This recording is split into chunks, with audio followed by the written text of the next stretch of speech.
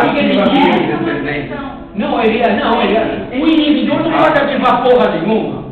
O inibidor, o GI não inibe coisa nenhuma. Ele inibe uma enzima. Nossa, né?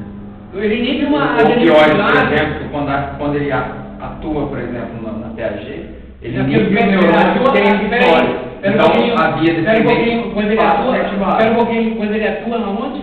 Por exemplo. Quando ele atua na PAG, na PAG, opioide. não existe nenhum experimento em vivo que demonstra isso. Nenhum experimento em vivo. Me demonstre um. Você administrar o opioide lá diretamente. Em corte de tecido é verdade. Nenhum experimento em vivo. Como assim? Não tem. Você injeta o opioide lá. Opioide você que faz, mas não é que é via GI. Mas você não é GI. Você assume esse GI. Não, professor, você não está entendendo. A inibição desse neurônio, que é um neurônio inibitório, facilita o controle descendente de um outro neurônio. Sim, mas esse sistema inibitório não vai via GI, vai via outra coisa. Por que não pode ser via GI? Porque GI é uma nomenclatura que foi dada por uma enzima. Gente, GI é proteína G inibitória da adenilase ciclase, mas isso não existe. Isso é uma convenção. Ó. Isso é uma convenção. Uma convenção de 25 anos. Toda proteína, todo receptor que está acoplado a uma proteína G que leva à inibição da adenilase ciclase foi chamada de GI. Isso não significa que ela não, quando ativa esse receptor, não vai inflamação. O que eu quero dizer é que a morfina não atua centralmente atuando na GI. Isso que eu estou dizendo. Que ela atua no tecido, no tecido.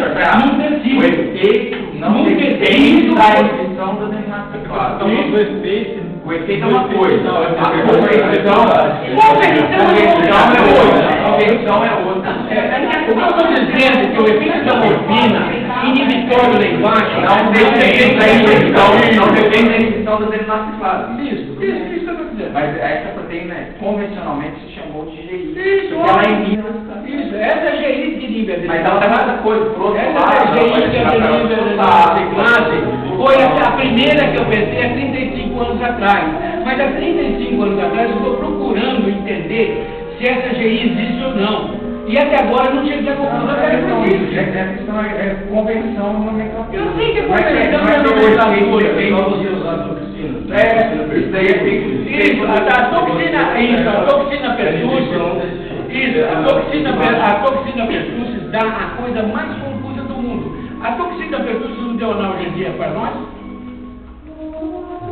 A toxina pertussis não dá outra coisa para os outros? Mas a questão é a seguinte, uma coisa é você estudar um neurônio isolado. Uma coisa que eu quero te dizer, quando você tem um sistema em vivo, Como que uma vitória pode fazer excitação? O que eu quero te dizer é que todos os estudos desse tipo é feito frequentemente com cortes de tecido. E não como você faz lá naquela Por exemplo, vamos supor. Bom, Esse depois a gente vai discutir. Espera aí, um neurônio inibitório.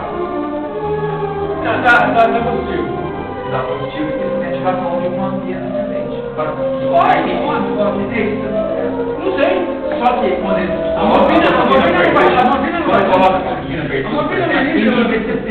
Por isso que ele não fala a morfina não faz isso via adenilase ciclase.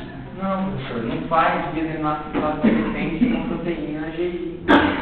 Depende de uma coisa. É uma nomenclatura. Eu sei. Não é que ela está inibindo a adenilase. Mas todas as proteínas GI, a maioria delas vai associada à adenilase, inibição da adenilase. Não, mas essa GI, ela, além de inibir a adenilase ciclase, ela faz outras coisas, milhares de outras coisas. Isso, mas as milhares das outras coisas não são claras na literatura.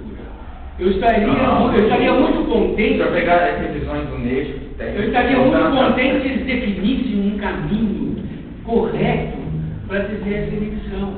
Porque eles dizem, fazem milhares de coisas. Milhares de coisas é a mesma coisa de dizer nada.